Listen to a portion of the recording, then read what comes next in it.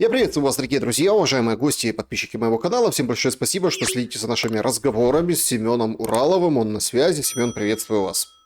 Приветствую, Александр. Зрителям тоже всем привет. Семен, ну что, свершилось? Трамп приехал в Израиль, там вернули с 20 заложников, 2000 собираются выпускать заключенных со стороны Хамас. Хамас принимает вот эту дорожнюю карту, Трамп расписывается в гостевой книге Кнессета, говорит: светлый день настал. День, когда война в Газе закончена. Интересно ваше отношение к этому процессу. Там специалисты по международным делам говорят, что все только начинается. Ну и Трамп, собственно, говорит, что новый этап и все только начнется. Но Зеленский недавно, вот он четко как бы пробросил, но это видно, да, то есть все внимание к Ближнему Востоку. И в этот момент там очередная баталия по томагавкам как-то не складывает пазл, что, мол, в Газе закончится война, а дальше в Украине. А кажется наоборот. Что вы думаете по поводу событий на Ближнем Востоке и как они повлияют на украинский, как модно сейчас выражаться, трек? События на Ближнем Востоке и события на постукраины связаны хотя бы тем, что, насколько переплетены элиты. И дело в том, что Израиль долгие годы использовался, в том числе для самооблучения пропагандой значительной части украинской элиты, которая, значит, я сейчас не беру всякие мифические, такие откровенно пропагандистские истории там, про Новый Израиль и для чего там готовили Днепропетровск. Это не имеет значения, но по факту, если мы посмотрим, насколько переплетены именно украинские элиты, бывшие УССРовские с Израилем, то эта иллюзия, конечно же, очень серьезно ну, мозг затуманила правящей и владеющей элите.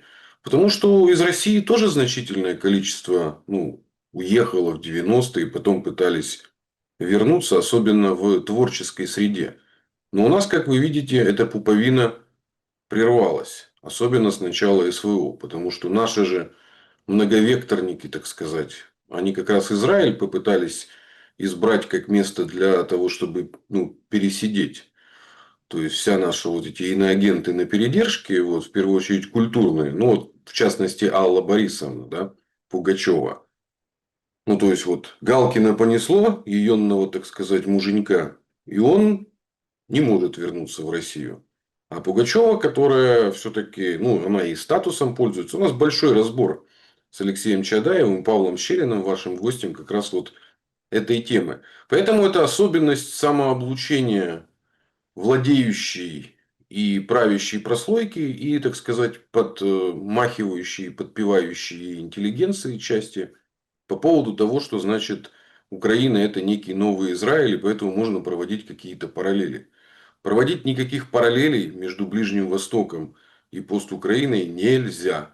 Это системная ошибка, которая является либо признаком слабоумия, либо является целенаправленной и осмысленной дезинформацией, которая питает иллюзиями. Иллюзии разные. Вот кто как радуется ну, часть постукраины томагавкам, это в мою теорию об индейцах, в общем-то, абсолютно ложится целиком и полностью. Посмотрите, как упоролась опять. Понятно, что это пропаганда наигрывает.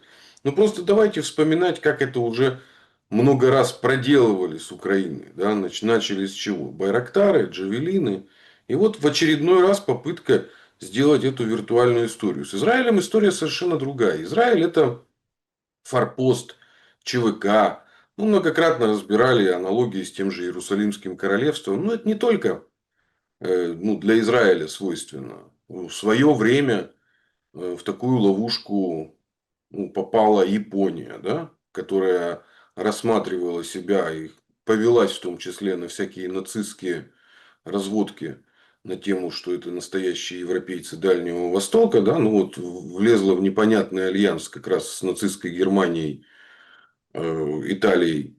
И, собственно, после этого попала под внешнюю оккупацию. Поэтому после этого Япония стала выполнять функцию отчасти тоже ЧВК Запада. Ну, в частности, Япония находится под внешней оккупацией США до сих пор. Корею подобно разводили, вот, когда втянули в войну, а после этого она оказалась под внешней оккупацией. Вот давайте посмотрим. В Северной Корее нету военных баз ни Китая, ни России. Ну, вот так, если посмотреть. Южная Корея с момента окончания Корейской войны, там всегда находятся американские военные базы. Это единственная страна, где я так вот бывал именно ну, по приглашению. Это очень неприятно смотрится в аэропорту, это Мунчхоу или как он называется. Ну, самый большой аэропорт рядом с Сеулом.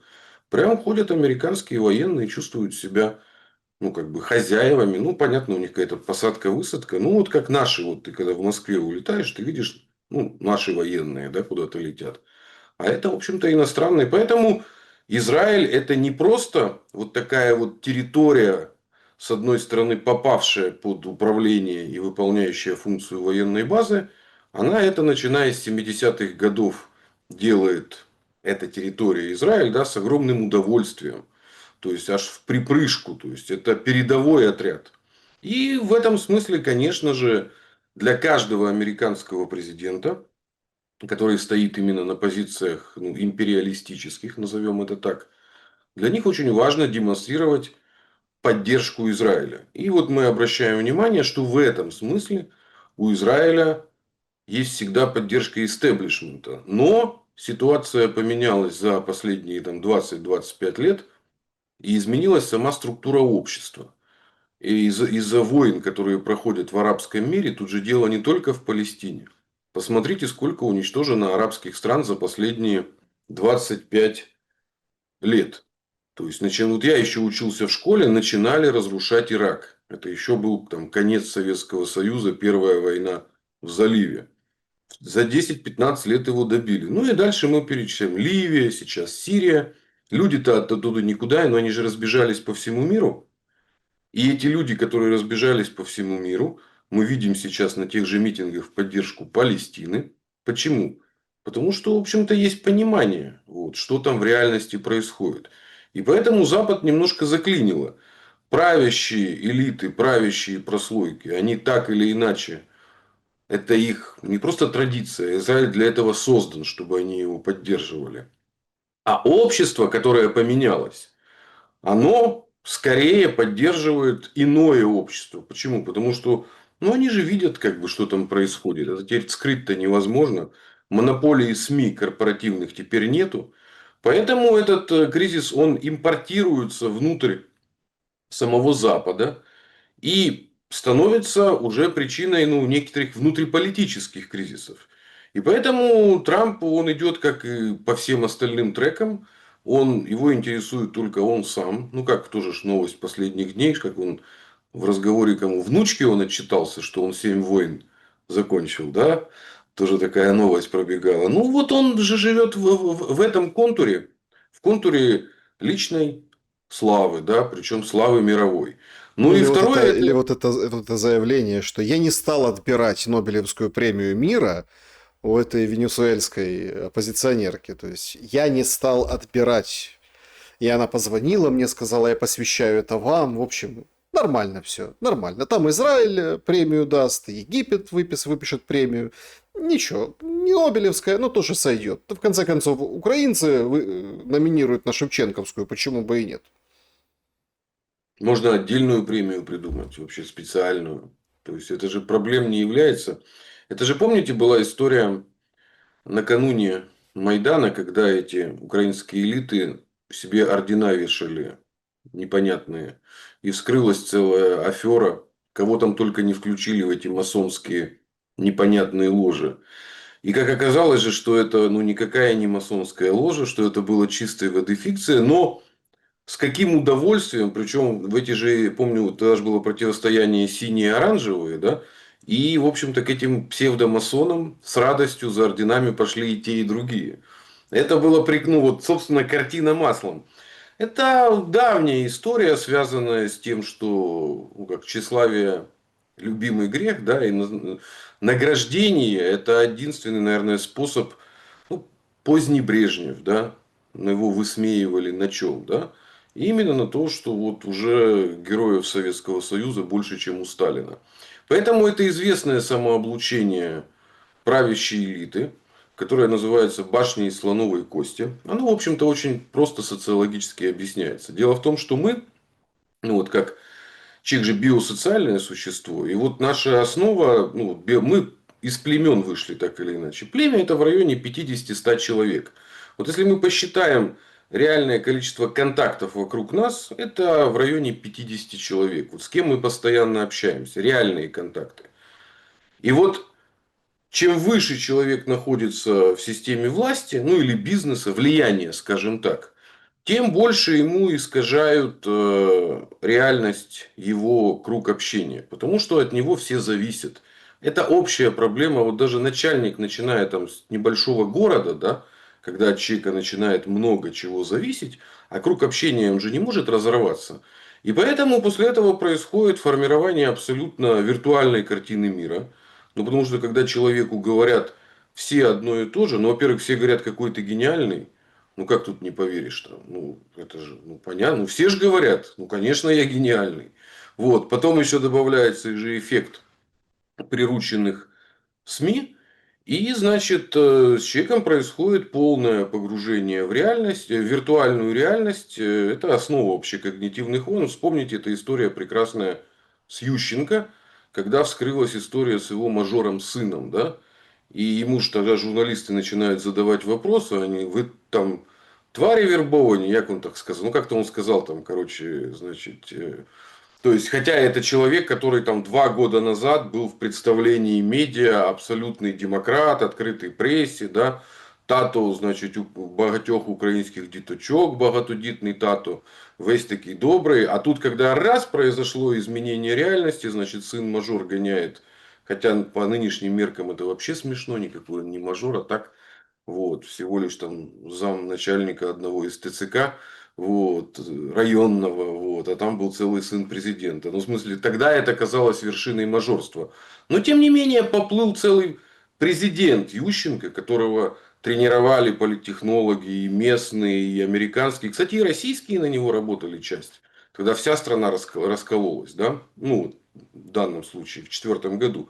И вот он, как бы, возврат в реальность, он бывает очень неприятным. И поэтому Дональду Трампу ему поддерживают формировать вот эту башню из слоновой кости. Ну, во-первых, он и сам, меня обманывать не надо, я сам обманываться рад, как учит нас классика. Ну и, конечно, вот этот вот форсированный формат мышления твитами, то есть короткими мыслями, не особо взаимосвязанными. Это, в общем-то, вот она, политика подростковая, как у нас есть. Ну, в общем-то, погоды стоят предсказанные. Я думаю, что он будет мельтешиться весь свой срок таким образом, потому что это тоже форма бегства от реальности. Это очень часто встречается, ну вот, каждый политтехнолог знает, вот как надо. Ну, кандидат вечно нервничает, да, на выборах. Ему все не нравится, все не нравится. Но его надо отправить на массу встреч с избирателями. Пусть больше с избирателями общается. Это, во-первых, в реальность возвращает. Во-вторых, занимает время. Потому что избиратели тебя накидают какие-то там проблемы, задачи, еще что-то.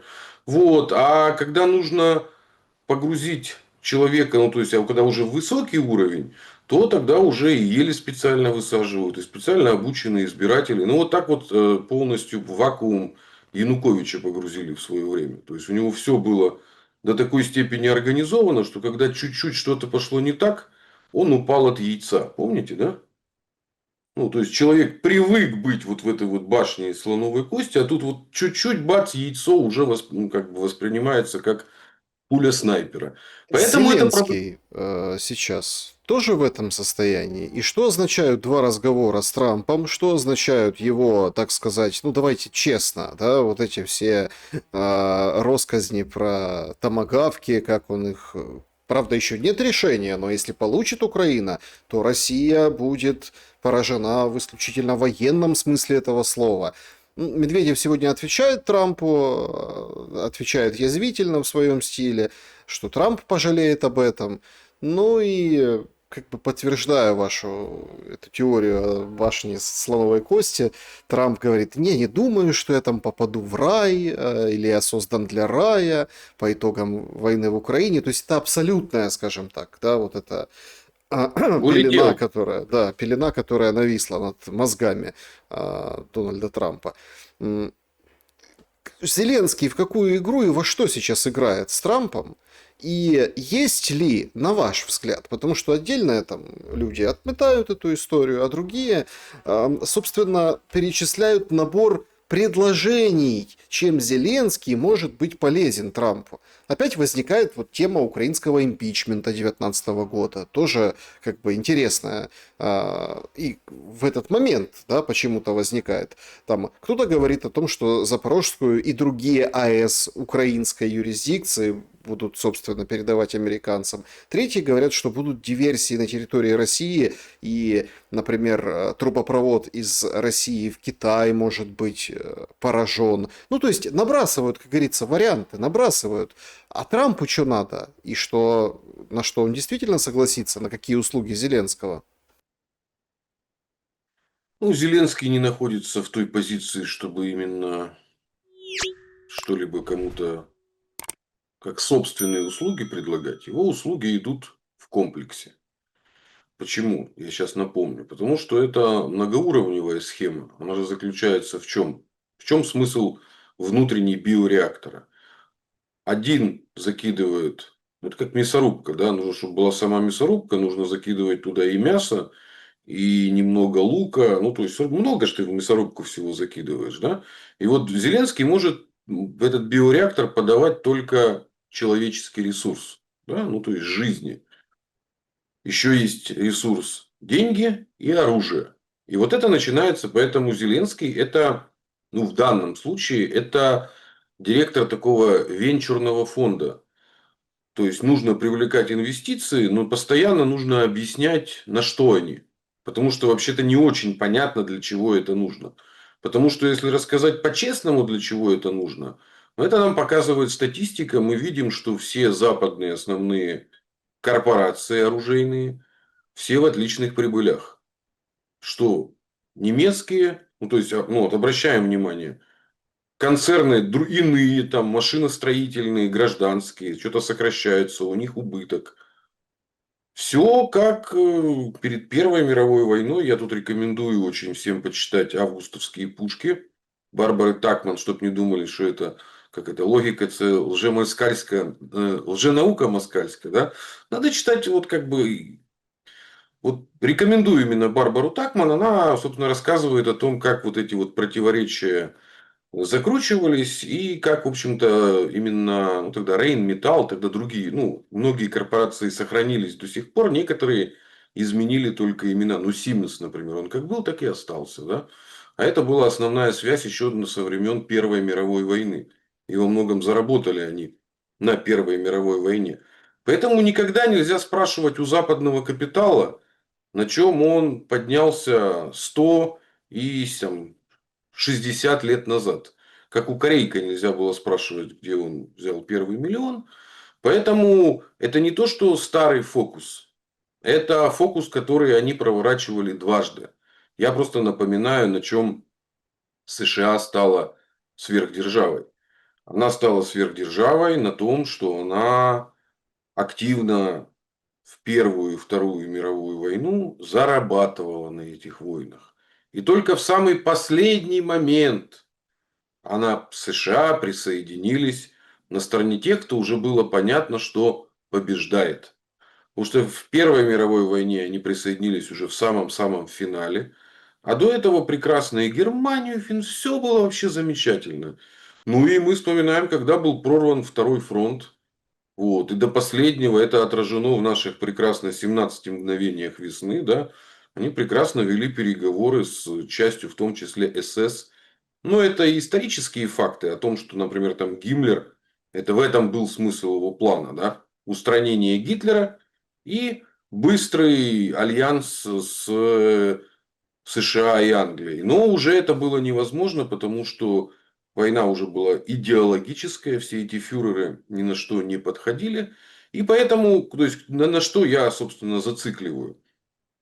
Глобальный бизнес на войне – это не просто западная традиция. Это в 20 веке технология, которая была поставлена на поток.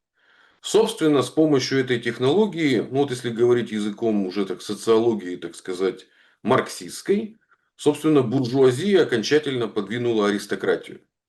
Потому что в Первую мировую войну, когда мы входили, все-таки правящими элитами еще были князья, графья, ну и тот же там, Людендорф, ну это если говорить, то, кто привел Гитлера к власти, да, это все были еще представители той элиты, которая там 500 лет формировалась. А вот из Второй мировой войны победителем уже вышла олигархия конкретная. Это уже были новые группы, это уже была не аристократия. И плюс обе эти войны, что их отличало от войн предыдущих? А, собственно, на этих войнах и родилась пропаганда, потому что это были войны массовые. И это уже были первые войны, когда они уже были и в горячей фазе, и в то же время тыл тоже постоянно накручивали. Ну, в общем-то, все это происходило, ну, в смысле, это все уже описано многократно, но оно повторяется. И то, что, например, делает Израиль, ну, на Ближнем Востоке, это бесконечное повторение той же Второй мировой войны. То есть, расчеловечивание соседей, это не люди, ну, как бы, жить с ними нельзя. Одной рукой подкармливался тот же Хамас, то есть, с ним как-то работалось. Он же демократически пришел на выборах. Это же не какие-то террористы. Это же очень похоже на историю там ДНР, ЛНР. Смотрите. Одной рукой Киев заключает Минские соглашения. Правильно? Ну, вот я напоминаю историю. После чего он заключает Минские соглашения? После котлов. Был сначала Минск-1, Минск-2. Что это были за котлы? Это были демо-версии на самом деле СВО. Но вот если вот так вот говорить, это были демо-версии СВО. Из чего в Москве сделали вывод, что все поняли в Киеве. Но в Киеве одной рукой подписывают соглашение, говорят, ну, для того, чтобы соблюсти политез, называют это ордло. Ну, опять же, издевательски, да? Почему не назвать это как-то более, ну, то есть, хотя те называют из себя ДНР, ЛНР, да, но мы не будем даже вас так называть, а второй рукой готовят, ну, как постоянно, ну, история про хорватский сценарий, она же звучала, начиная сразу с 2015 года, вот только заключили Минские соглашения, сразу начали рассуждать о хорватском сценарии. Так это и есть израильская тактика. То есть, одной рукой мы как бы да, вот там, значит, живут арабы, которые имеют право на волеизъявление. Вот они выбирают Хамас. Извините меня. Это точно так же, как и ДНР, ЛНР и Крым. Я специально напоминаю этот этап постоянный после 2014 года, потому что не было острой фазы войны. И теперь, ну что получается? Ну это же вечный закон пропаганды. Никогда не говори про другую сторону так, потому что иначе может тебе так прилететь. Сколько хихикали, да, что в Донецке воды нету, да? Ну, вот те упоротая часть. Ну, вот оно возвращается. Ну, вот как история с обесточиванием Крыма. Это сколько? Вот 10 лет как раз у нас плюс-минус обесточиванию Крыма. Вот оно возвращается, потому что это логика эскалации. То, что вот мы говорили. И эскалация, она вот с 14 по 22 год, она все-таки, ну, постоянно ее, ну, назад, да, и причем российская сторона, ну, редко шла в это время на обострение. Это особенность, ну, в том числе политического мышления. Все-таки северная культура, она иная политическая. Южная, она более быстрая, заявления, угрозы постоянно. В России так не принято. Да? В России наоборот, долго запрягают и быстро едут. Поэтому у Украины после 2014 года, у Киева, после самооблучения пропагандой, что весь мир с нами, после... Еще ж какая была иллюзия? Когда все ограничилось Крымом и непризнанием сначала ДНР, ЛНР, ну их же сначала де-факто не признала Россия, в Киеве сделали вывод, что значит на медведя накинули вожжи, что значит Россия ни на что не способна, значит, и как бы избрали эту тактику сразу же. Ну, фраза же про дети будут сидеть в подвалах, а наши ходить в школы, она же оттуда, сразу же, с первых дней. Поэтому никто не планировал договариваться. И вот такая же история и у Израиля.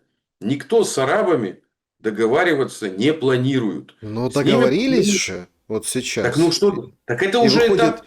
и выходит Зеленский и говорит, план Трампа может стать вот аналогичным для Украины. И тут вот ты сидишь и думаешь, подожди, так а кто Хамас, а кто Израиль?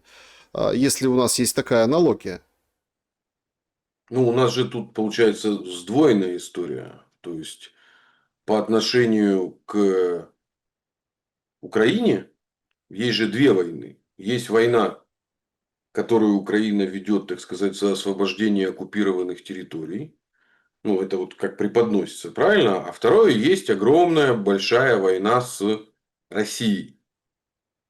И вот внутри большой, огромной войны с Россией Запад, конечно же, хочет загнать всю пост-Украину в ситуацию Хамаса.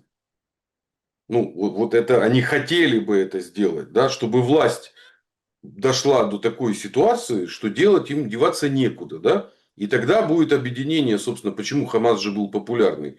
Но России такую ситуацию не устраивает. Именно поэтому идет четкое разделение общества и государства. Но это вот как мы видим, да, там 600 ударов нанесено, 3 погибших. О чем это говорит? Это говорит о том, что наносят, то есть общество не является объектом атаки. А вот другая тактика, я говорю, а еще есть малая украинская война, да? Малая украинская война – это война с сепарами, ну так называемыми, да? И вот в этом смысле Киев мечтал бы себя видеть Израилем. И это, в общем-то, никто и не скрывал. Почему? Я напоминаю. Ведь что говорили, в чем проблема ДНР и ЛНР? И почему отказывались выполнять Минские соглашения? Помните, там была заковыка по поводу одного пункта. Передача контроля границы. Помните, да? Вот типа по всем вопросам мы согласны более-менее. Но давай, Россия, отдавай контроль границы сначала, а потом все реформы. Ну, правильно, потому что цель была превратить, собственно, ДНР с ЛНР в газу. Ну, у газа же в чем особенность? Она же отрезана. То есть, это же прижатый к морю кусочек земли. Откуда бежать некуда. И, собственно, идея в этом и заключалась. Почему так Крымский мост раздражал всегда, да? Я сначала не мог понять, чего вам так Крымский мост? Ну, ладно, хорошо. Вы боретесь там за деоккупацию Крыма, там еще что-то. Ну, хорошо. Теоретически, после деоккупации у вас же +1 актив будет.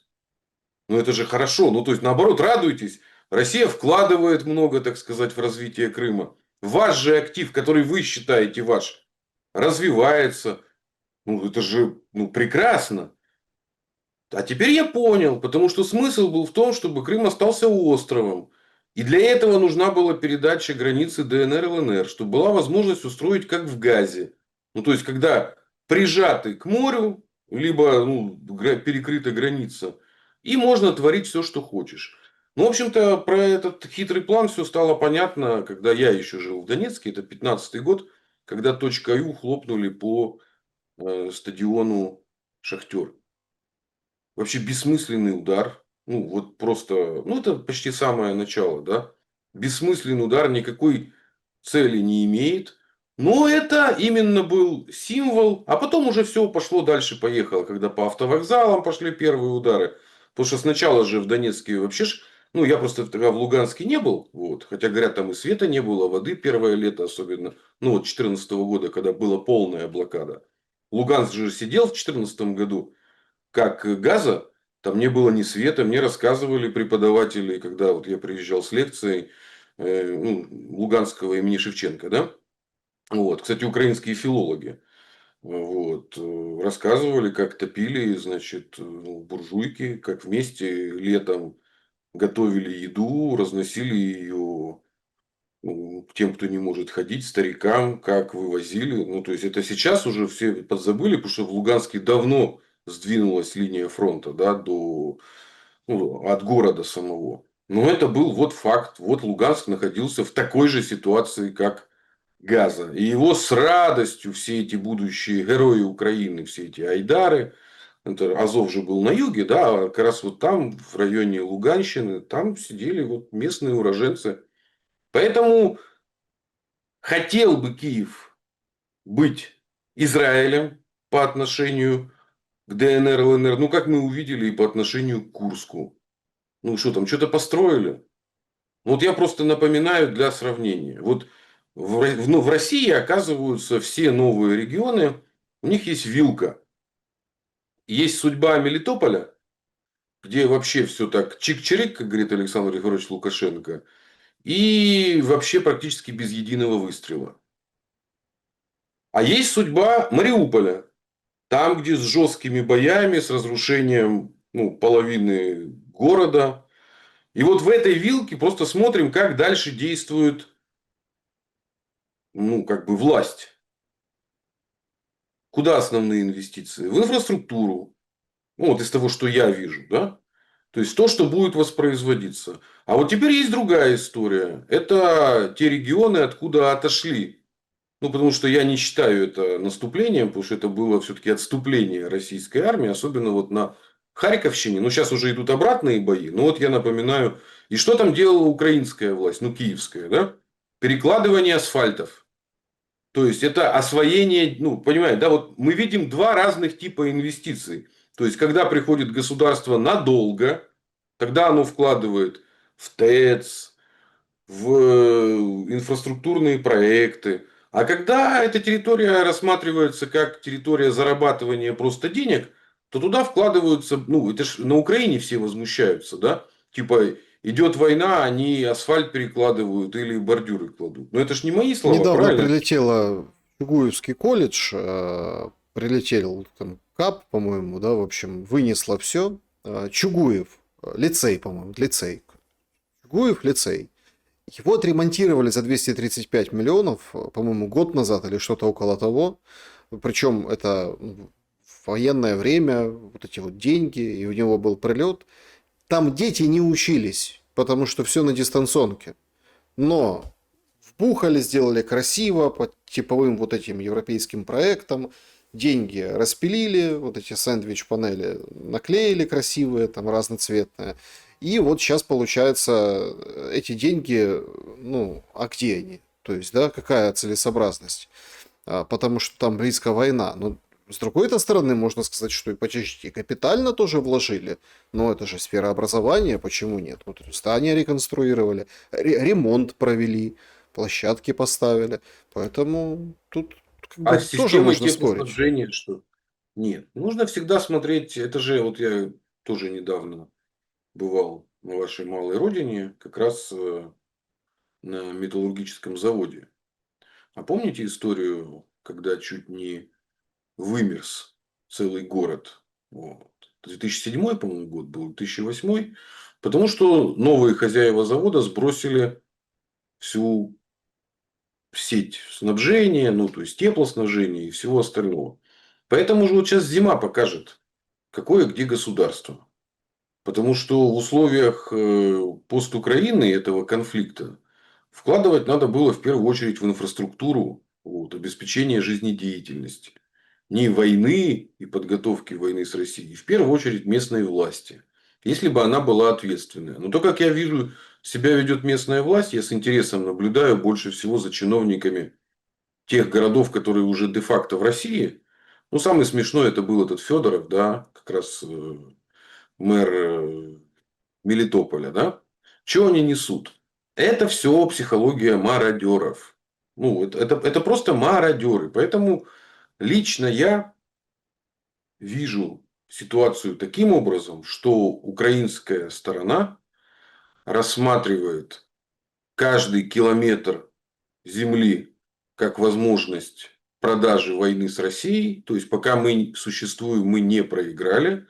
А каждый свой населенный пункт рассматривает как идеальный бизнес на биореакторе, поэтому надо строить как можно больше того, что очень быстро разрушается. Это вот притча во языцах, все вот кличковские проекты. Потому что война всегда была и будет крайне мерзкой сферой деятельности, на которой проявляются все худшие и лучшие качества человека. То есть война это же ситуация пограничная. И как на любой пограничной ситуации раскрывается все самое худшее и лучшее. У нас тоже катастрофически воруют на войне. Ну, надо наблюдать, какое количество уголовных дел у нас. Похищением. Это я говорю не только об армии. Ну, вот просто, опять же, ну вот есть две, так сказать, армии. Вот, как системы организации. Обе уходят корнями в советскую армию. Ну, правильно же. И вот мы имеем там третий год конфликта. У нас в верхушке почищено уже несколько слоев. Ну, сколько у нас замминистров, начальников управлений. Ну, это уже десятками перечисляя их подрядчиков. В украинской армии что, пара стрелочников поймано, правильно? Не, ну, ловят кого-то, почему нет? Тут же, Не, ну, смотрите, тут другой момент. Кроме психологии мародеров, тут есть еще, ну, абсолютно, скажем так, это, кстати, ваша, как это, кафедра, ваша парафия, абсолютно промывание мозгов в каком ключе? В том, что, в общем, смотрите, тоже парадокс. Значит, одновременно мы слышим, что Путин не остановится и пойдет дальше. Ну, то есть там на Европу, на Польшу, Прибалтику, на Румынию. Пойдет, в общем, дальше. И тут же мы слышим, что да нет, Путин уже чуть ли не выдумал, как ему придумал, сейчас думают, как проиграть НАТО, потому что Украине же проиграть позорно, и будут НАТО проигрывать и заканчивать войну. Поэтому Путин проиграл, Россия боится томагавков. То есть сегодня вот эти же заявления Медведева про, ну, язвительность в сторону Трампа, и там Песков тоже подхватил, они же как говорят, да, действительно может плохо кончиться, потому что запуск томагавка, да, он невозможен без условного американского специалиста. Ну, то есть, и поэтому томагавк, непонятно, что там в середине, какая там начинка, ядерная, не ядерная, поэтому запускает автоматически ядерный ответ. И в этой связи возникает же такой, ну, очень... ну, люди же, они падки на вот какие-то сказки. Нам сказки рассказывают. Вот нам рассказывают сказку о том, что там Россия боится, Россия падет. Это соревнование, говорит Стерненко, чья экономика, собственно, проиграет. Но за нами стоят европейцы, поэтому не переживай, украинец, твоя экономика, в общем, ты не проиграешь, все будет нормально, тыл крепок как никогда, он в Европе. За Россией Китай не стоит, но если что, мы будем бить и по их отношениям. Вот смотрите, в этом смысле Трамп за нас, ему тоже нужно противодействовать Китаю. Короче, все хорошо. А личностный конфликт Путина и Зеленского, он зиждется на том, это вообще этот Петров, да, который, ну, в офисе президента сейчас работает с ними, политтехнолог там. Это же надо придумать этого, додуматься до этого. Значит, говорит о том, что Путин ненавидит Зеленского, потому что Зеленский украл у него мечту. Путин хотел бы быть мировым лидером, которого принимают везде, включают по всем трансляциям на всех мероприятиях. Или, например, там он ездит везде, ему там целуют руки в Конгрессе, он такой лидер. И поэтому, в общем, Путин же хотел быть таким лидером. А это Зеленский, поэтому он его ненавидит. И вот она вам подноготная войны. Я не знаю, домохозяйки расплакались, наверное, когда слушали вот эту сентенцию. я не думаю, что у Путина и Зеленского вообще есть какой-то возможность для личного конфликта. Во-первых, я сомневаюсь, что они вряд ли лично знакомы. Ну, хотя где-то мелькал этот, когда в КВН что-то было, да, то, ну, как-то вроде то ли Путин в зале был в первых рядах, что-то такое, когда Зеленский выступал. Он же много выступал в Москве. Поэтому неизвестно, в каких вот пересекались они ну, потенциально. Он же и на корпоративах очень много участвовал, очень разных, да, может быть, где-нибудь в Газпроме или еще где-нибудь. Как-то это. Поэтому политика это не есть место, пространство для личного. Потому что, как мы видим, хорошие личные отношения иногда даже разводили людей, ну, в разные стороны, ну, в политического ринга, да, и это приводило к серьезным конфликтам.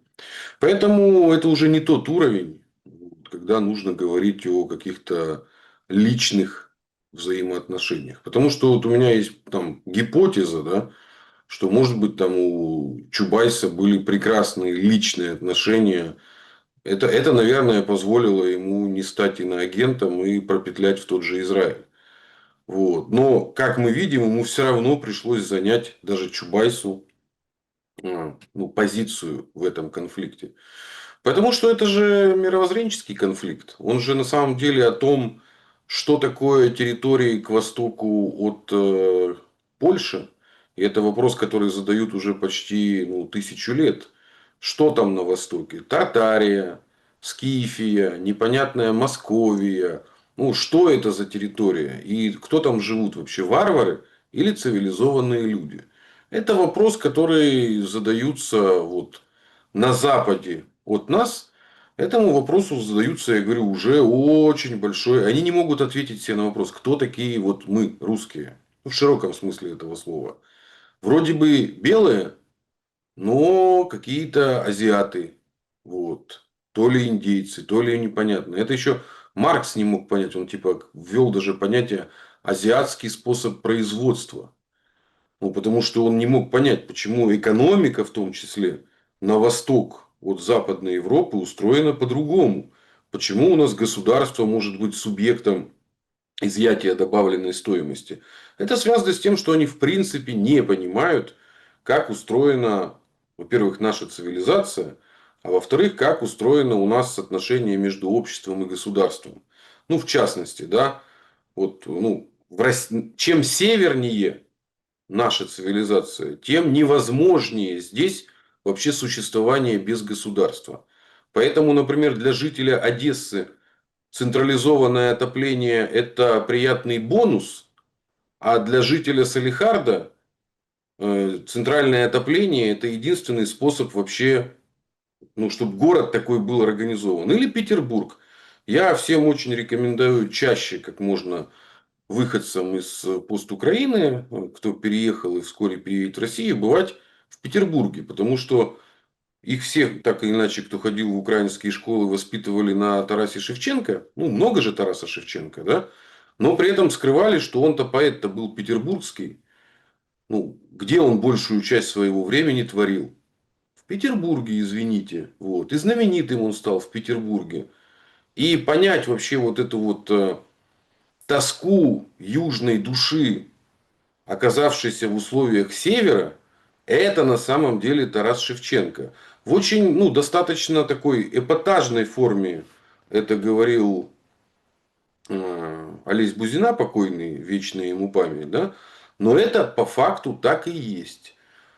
Для человека южной культуры северные, ну, как бы, они очень непонятны.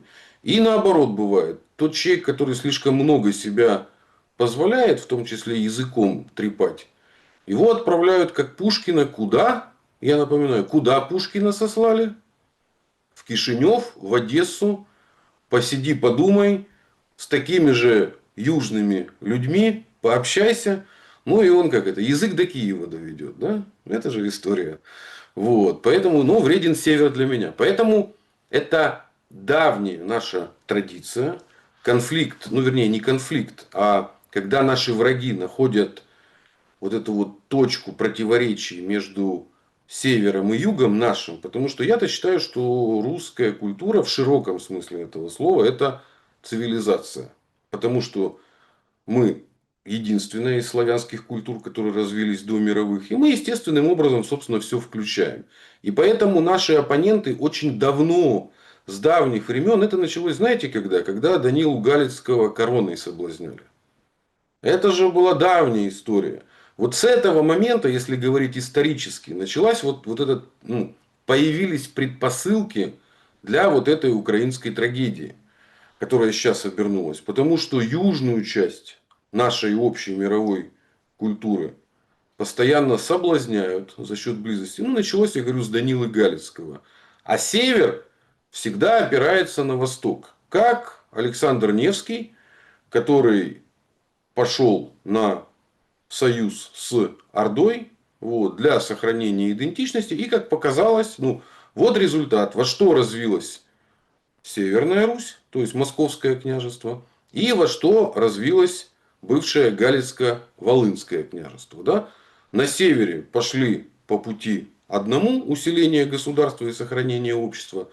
На юге, ну, в данном случае на юго-западе, там победил боярский подход. Ведь в чем была трагедия средневекового, ну, Галицкого княжества? Там же бояре князя сбросили. И перешли под власть польского короля, потому что польский король что им дал? Он им дал права именно городские. Вот. И именно городская элита, то, что называется нобилитет, она с одной стороны кинула своего князя, и это было еще тогда преподано, что мы как европейцы должны быть. Это же было, ну как, магдебургское право, все, свободные города. Но при этом произошло полное закабаление, то, что называется, простого населения. И вот тут бы я хотел, ну, процитировать, да, собственно, Ивана Франко, откуда вот эта история у нас взялась. У него работа называется «Украинско-руська» в скобках, «Малоруська литература». Это я вот язык, похожий на современный. І от що він говорить. Отже, можемо без вагань сказати, що вже в 16-18 столітті було дві руські літератури. Настільки далекі одна від одної мовою і літературним стилем, що об'єктивний дослідник не може їх єднати під однією стріхою. А коли в половині 17 сторіччя повстанням Хмельницького почалося знов політичне воз'єднання Північної і Південної Русі, і Франко підчеркує, яке були і є досі тільки часткове, воно аж ніяк не мало своїм наслідок воз'єднання літературного. І от второе, теж важна мисль у нього. Козацькі війни, що заповнили собою другу половину 17 сторіччя і страшенно спустошили правобережну Україну, знищили витворні там осередки духовного і літературного життя. І, значить, що залишалося, йшло на службу Московщині, ну, тобто Росії, і розпавлювало вогні освіти в Полоцьку, Ростові, навіть у далекому Сибірському Тобольську. І от що Іван Франко главний вивод делает, да, що вже у 18 сторіччі, тобто через 100 лет, українці, які були ще 100 років тому вчителями великорусів, мусили їх доганяти, йти за ними. І от, не можна, однак, забувати, що нова великоруська література, котрою нині може пишатися не тільки великоруський народ, а й все слов'янство, була в своїх початках спільним витвором великорусів і малорусів. Это Иван Франко, украиномовный автор, 100 лет назад это все описывал. Утрата государственности вот этой южной части культуры, то, что потом развилось в украинскую культуру, и сделала отличие от будущей русской, ну, мировой культуры. Потому что там развитие шло всегда бок о бок с государством, а здесь была положена идея безгосударственности. И это самая главная трагедия. И на этом потом поймали украинцев уже в 20 и в 21 веке. Ведь казаков же не представляли как передовой отряд, который шел впереди. Потому что я же тоже, у меня там часть из казаков тобольских, у меня как раз отец родом из Тобольска, тоже казаки. Но казаки в Сибири себя воспринимают как передовой отряд государства. Сейчас же вот я преподаю на Кубани. Кубань тоже казацкий край. Никто не делает из этого противопоставление. Есть межрегиональные там хихоньки-хахоньки. Ну вот как Донецк, Луганск между собой там подтрунивают, еще что-то. Там Одесса, Николаев. Есть точно такие же подтрунивания Новосибирск, Красноярск, кто главная столица России. Да? Есть такое подтрунивание между Ростовом и Кубанью, ну то есть донскими казаками, кубанскими. Но это остается подтруниванием и не превращается в национализм. А вот с украинским народом, скажем так, ну, постсоветским, произошла трагедия. Безгосударственность, которая является, ну, первопричиной проблем того, почему и Польша была захвачена, почему, ну, почему ушла южная часть из общей Руси, было преподнесено как достоинство. То есть безгосударственность это круто, нам, ну, не нужна сильная власть.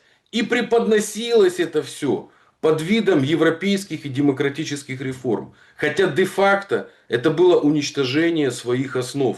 Я специально приводил классику Ивана Франко, потому что он очень много рефлексирует по этому поводу, потому что 100 лет назад очень была похожая ситуация, когда часть тех, кого сейчас мы называем украинцами, оказалась, ну ее погнали, ну, как бы Талергов случился результатом этого всего. Там же первые концлагеря против кого были организованы.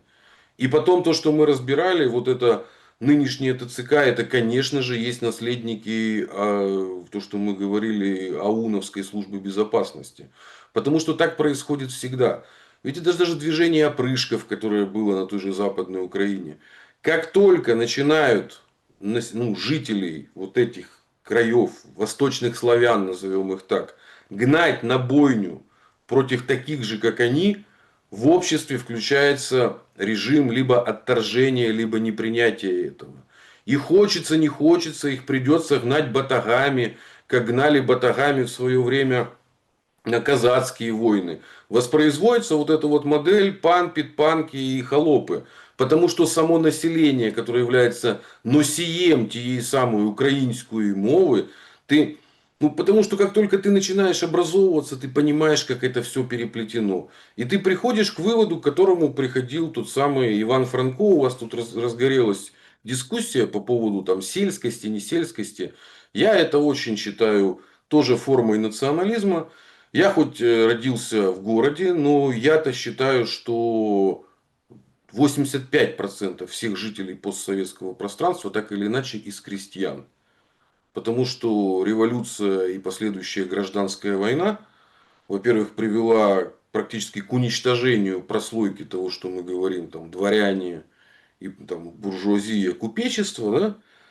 И города увеличились до такой степени. Ну, какой был город там в начале 20 века? И поэтому практически все мы являемся выходцами из крестьян. А те, кто пытаются из себя строить сейчас великого горожанина, да, и типа вот это значит у нас село, а мы, значит, такие вот горожане, и вот эта вот сельская украинская культура, это все чушь и бред. Потому что 100 лет назад Донецк вообще был шахтерским поселком Юзовкой. А теперь там одна из лучших оперных школ вообще в мире. И мой родной Новосибирск, где я родился, до того, как там построили мост через Обь, это была там чуть ли не деревня Нахаловка, да, где людей грабили, когда они через Обь переправлялись на...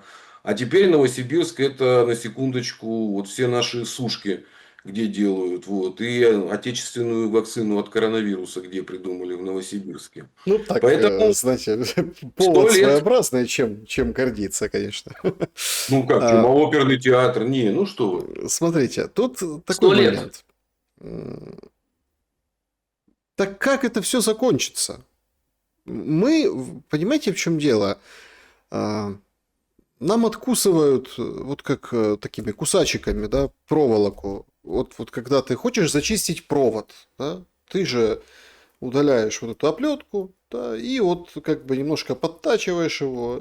И бывает такое, что, ну, в общем, из-за неумелых рук, или ты делаешь что неумело, ты откусываешь слишком много провода, откусываешь, подкусываешь. Там вот получается откусывают все. И вот я почему вас не прерываю, да, вот, и внимательно слушаю в отношении вот этих параллелей с Иваном Франко, потому что тут накладывается достаточно много. Сейчас вот там разгорелся жуткий скандал, церковный скандал прежде всего разгорелся. Где? Во Львове. Значит, ПЦУшники хотели установить памятник. Памятник Павлу Конюшкевичу. Да? Это он канонизирован, причем в Российской Православной Церкви, в Киевского Патриарха, во все, он канонизирован. Но проблема в том, что он родился, и родители его из львовского Самбора. сами по себе, да, а сам он был, ну, митрополитом РПЦ. РПЦ. Он в 1705 году родился, учился, преподавал в Киевской академии, а потом его назначили митрополитом, кстати, вот почему я вспомнил, Тобольским, да? Его назначили и всея Сибири русской церкви. Вот так вот. В 1770-м умер. И они вот так вот посмотрели на эту биографию, сегодняшние современники, и говорят, не, ну как, ну вы что, вы в своем уме? Взять во Львове там памятник поставить, получается, митрополиту РПЦ, только потому, что он тут родился. В общем, такая история, ну, в общем, своеобразная. И проще, вот так получается, проще быть, ну, условно там, проще окатоличиться, чем разбираться вот в этих всех тонкостях, да, кто к кому из новой церкви, из старой церкви. И проще, ну, просто перелистнуть страницу. Проще. Институт нацпамяти. Я думаю, что вы видели вот этот список, кого можно, кого нельзя в Украине теперь. Там Да, Некрасов. наблюдаю. То есть это же потрясающе. Это же Ну, это, потрясающе. И, это ну, не потрясающе, это, Александр. Это страшное свидетельство того, что чем хуже будут идти дела на фронте, тем больше будут бороться с врагами внутренними. Это закон любой нацификации и фактически любой банды. Ну, потому что происходит страшно? Вот банда, за которой начинают охотиться, она начинает искать крысу внутри себя и начинает убивать в том числе своих подельников. Это потому, что я напоминаю, что нацизм как самое раз... Не каждый национализм становится нацизмом. Это тоже очень важно. Да? Но самая развитая, доведенная до совершенства вот своего форма нацизма, она представляет из себя вот все равно вот очень похоже действует как УПГ. И поэтому вот эти все признаки того, что они еще больше взялись за мову, у нас же шизофрения, мы же наблюдаем за шизофренией на пост Украины с фронта. Им говорят, что мы тут вообще говорим и прекрасно понимаем друг друга. И ну, такая же мысль идет, правильно? Вот. Но ну тем уже не нет. менее... Уже говорят, это пропаганда российская. А, это уже Нет, пропаганда российская? нет образа русскоязычного украинского военного, Нет солдата. уже, да? Нет. То есть А, то есть образа это нет. была история первых лет СВО, да, 22-23 год, Да. когда нужна была. О, ну вот смотрите, то есть что получается? Когда рассчитывали на подлинную поддержку общества, то даже можно было, значит, чтобы русский язык изобразить. А теперь все возвращают на круги своя, потому что чем хуже будут эти дела, тем больше нужно закручивать гаек внутри. Нужно как можно больше врагов. Ну вот это очень полезно почитать Яхима Феста, трехтомник Гитлер, я вам уже как бы говорил об этом. Я зрителям еще хочу очень напомнить, потому что это современник этих процессов, который в юности отказался вступать в Гитлер-Югент. И именно по его сценарию гениальный фильм «Бункер» про последние дни Гитлера. Я всем рекомендую. И вот он там как раз важный третий том. Это ну, фактически генералитет после нападения на Советский Союз сразу раскололся в Германии. Потому что какая-то часть сказала, нам конец. Ну, причем сказано это было не потому, что там кто-то не верил, там ресурсы. То есть несопоставимые ресурсы. Нам не на что опираться. И как, в общем-то, и произошло потом, ну, очень часто там, немецкие танки хваленые, они просто останавливались, потому что им нечем было заправлять. Да? И эта позиция была занята, я говорю, в самом начале войны, 22 июня 1941 года. Сколько потом было покушений на Гитлера. И вот это мы всегда концентрируемся на Великой Отечественной, на фронтах. И редко заглядываем за тем, что происходило внутри. Так внутри были более жесткие репрессии. Чем дальше начиналась война, тем жестче были репрессии, в первую очередь против своих. И Ну, вот это важнейшая история. так интересно выглядело вчера вечером. Труханов, мэр Одессы, записывает обращение, говорит, беда, беда, говорит, там сейчас комиссия по его информации. Ну, видимо, работает на упреждение, да. По его информации, там какая-то по внутренней политике комиссия собирается в Киеве и будут лишать его украинского гражданства. Ну и, соответственно, погонят с мэрского кресла. Мол, якобы у него есть российский паспорт, а он говорит, это все, что гуляет фейк, у меня нет российского паспорта, не придумывайте, то есть, ну и, в общем, как бы играет, как бы, это ведь тоже, понимаете, в чем дело? Тут понятно, да, Это оно и есть, Александр. кто-то посмеется, кто-то там, да, наоборот скажет, о, вражина Трухановская, кто-то скажет, что там вообще какой-то недоделанный Труханов, да, то есть ни вашим, ни нашим пытается пропетлять, а кто-то поддержит его наоборот.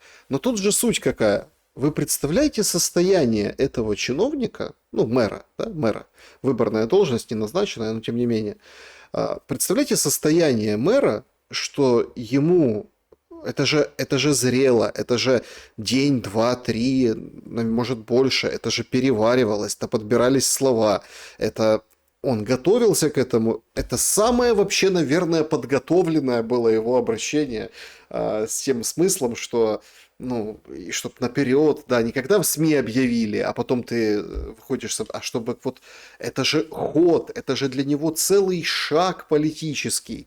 Вы представляете, в каком состоянии находится власть? Или, например, вот мне тоже Кличко многие ругают. Кто говорит справедливо и правильно делают. Кто-то, наоборот, вступается, потому что он все-таки избран, да? Но когда выходит Зеленский и говорит, я не хочу, конечно, смуту тут, ну, фактически обвиняет Кличко в том, что поразили дроны ТЭЦ-5 и ТЭЦ-6, ну, хочется сказать, простите, а что это за государство такое? Ну, мол, Зеленский говорит, мы патриотами не можем сбивать дроны, да? А вот эти, видимо, какие-то огневые группы или кто-то еще не организованы, это виноват Кличко. То есть там тоже идет наезд на Кличко. Вот тут Труханов, и это вроде как люди, они же украинцы, они же вроде за Украину, они мэры воюющих городов, вся страна же воюет, у нас все едины как никогда. Но эти, конечно, бьют по голове вот эти, да, как это, ну вот слишком явные вот эти параллели. Конечно. И еще есть одна параллель, которую тоже надо всем обязательно изучать. Это взаимоотношения АУН-М, АУН-Б и еще гражданской власти, которые были отдельные коллаборационисты. Это интереснейшая история, как они сливали всех друг другу, ну, в первую очередь перед немцами. Вот, как взаимоуничтожали друг друга. Я, ну, не люблю как бы говорить, что есть какие-то свойства народов, да, там, что это типа украинское свойство. Я пришел к выводу, изучая и сравнивая постсоветское пространство, что это свойство народов, ну, скажем так, безгосударственных. Либо где была прервана традиция государственности, либо где местные элиты ее растащили, как, например, это было в Грузии. Вот пока Грузия была сама в себе, они между собой конфликтовали страшно. Но как только она оказывалась включенной в империю, сразу Багратион. Понимаете? Вот представляем, что такое Багратион остался бы в условиях маленькой Грузии. Ну, князь, который с собой воюет. То же самое, украинское казачество. Бесконечные конфликты. Как только они включаются в орбиту сверхгосударства, ну, извините меня, у Елизаветы муж, так сказать, они даже венчались, просто не могла коронованная особа, ну, Разумовский, да, и не только. Ну, Моросейка, центральная улица, где сейчас вот находится посольство Белоруссии, но если говорить по справедливости, то на этом месте, и там висит табличка, было, собственно, представительство, ну, начиная еще с Богдана Хмельницкого. А вот как, например, назывались ворота в Киеве, которые сейчас вот Львовская площадь, как мы знаем, да, а когда-то там были Львовские ворота, или еще их называли Жидивские. Вот. Это те, которые вели на запад из князя Ярослава, то есть соединялись с Западной Европой. Поэтому мы переплетены до огромной степени. И вот там, где идея безгосударственности побеждает, и что можно взять какую-то иную государственность. Ведь это же Мгм. парадокс украинской политики. Евроинтеграция воспринималась как, что можно взять какую-то лицензию. У меня такое отношение было. Я всегда коллег своих слушал, которые вот после четвертого года радовались. Теперь в нас почнется евроинтеграция. Ну, как бы, ну, это же не впихуемо просто в голову. Причем тут государство, которое нужно отстраивать из года в год. Это же постоянный, ну, метод проб и ошибок. Так попробовали, получилось, не получилось, пошло по-другому. Поэтому последним государственником, я считаю, на Украине были Кирпа и Кушнарев. Мы это как бы вспоминали. Это люди, которые выдвигали именно государственнические инициативы.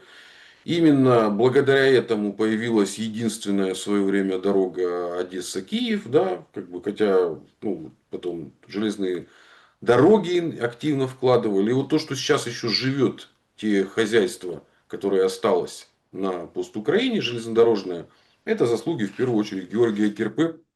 И они, обращаем внимание, что как только на Украине появляется государственник, то есть человек, который ставит вопросы не иллюзорного евроинтеграционного государства, да, что приедут там поляки, французы, еще кто-то нам все сделают. А те, кто ставят вопрос действительно о государстве, сразу все вопросы русофобии, национализма испаряются.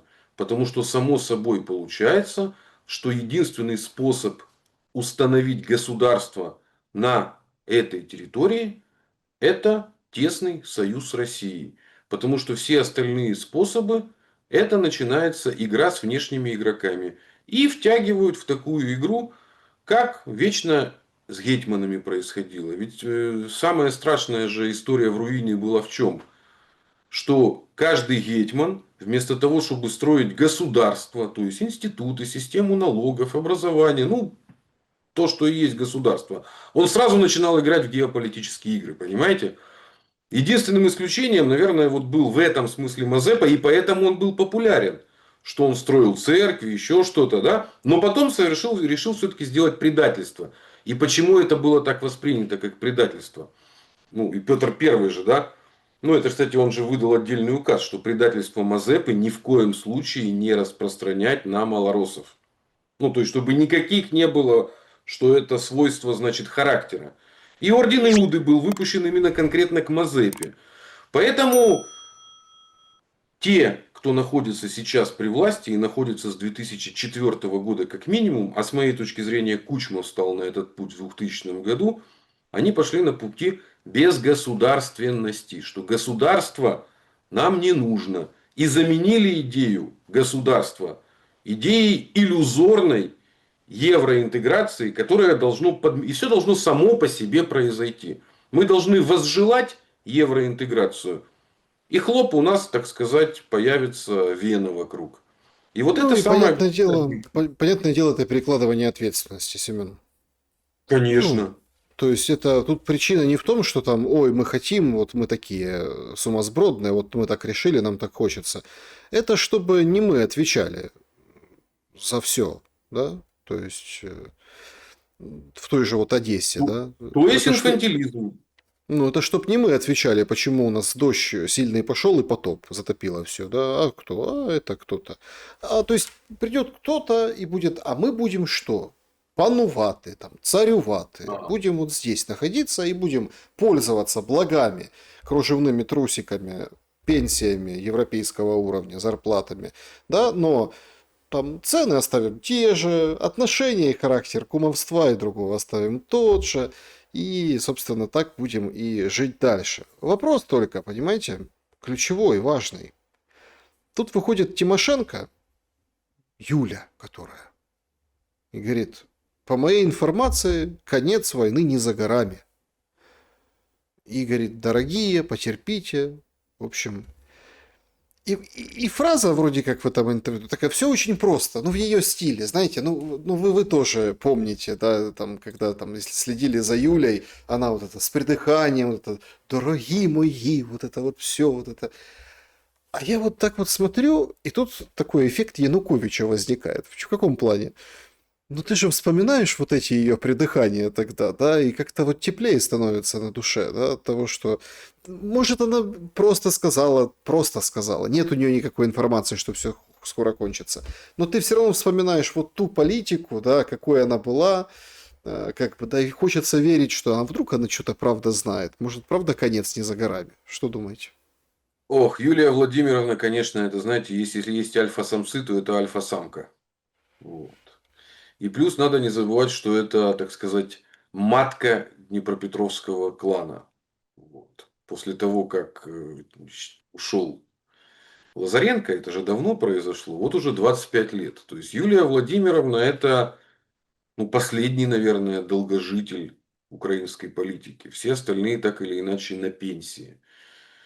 И, конечно же, ей бы хотелось войти в историю как конструктивный политик. Я за ней время от времени слежу, потому что она все-таки представляет ту эпоху, когда еще украинские политики предпочитали договариваться.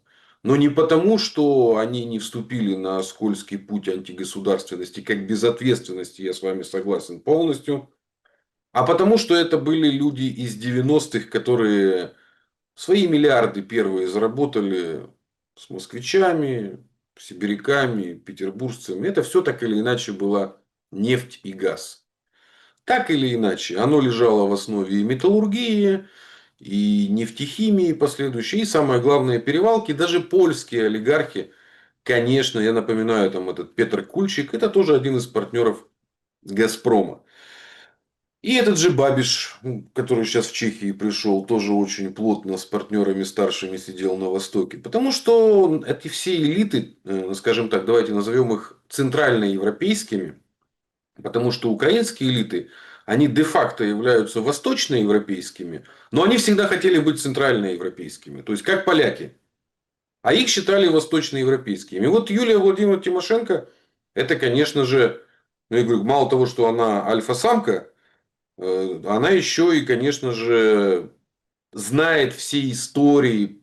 И как бы она как премьер-министр контактировала с премьер-министром Путиным. И с моей точки зрения, она, конечно же, не придет к власти. Это уже невозможно. Но это была, наверное, одна из немногих фигур, которых бы в Москве восприняли как потенциально договороспособных. Да? Вот так я скажу. Да? Это тоже почему восприняли Порошенко как договороспособным и почему его признали после выборов, да, после Майдана. Потому что считалось, что это коммерсант, понятный, с которым кучу проектов имели, собирает наши машины, его же концерн автомобильный российскими машинами торговал. Один из наибольших поставщиков был как раз «Жигулей» на Украину. И считалось, что с коммерсантами договариваться проще. Поэтому я считаю, что Юлия Владимировна это действительно оставшийся представитель настоящей еще той украинской политики, но она, к сожалению, стала элементом ландшафта. И в этом смысле ее влияние, вот как у вас, может, даже в чем-то как у Лома, влияние именно на общество, где-то, может, даже и побольше нынче, чем у Юлии Владимировны Тимошенко. Это, к сожалению, уже, не к сожалению, не к радости сколько лет. Она свои шансы все профукала, скажем так. Но то, что она излагает, это, конечно же, надо отсекать иллюзии, которые она специально привносит как гениальный политик. И поэтому, если говорить, что конец войны не за горами, да, не за горами. Сначала за рекой, а потом еще до Карпатских гор. Поэтому надо так относиться к ее метафорам. Семен Уралов был моим собеседником сегодня. Спасибо большое за время и мысли. Спасибо.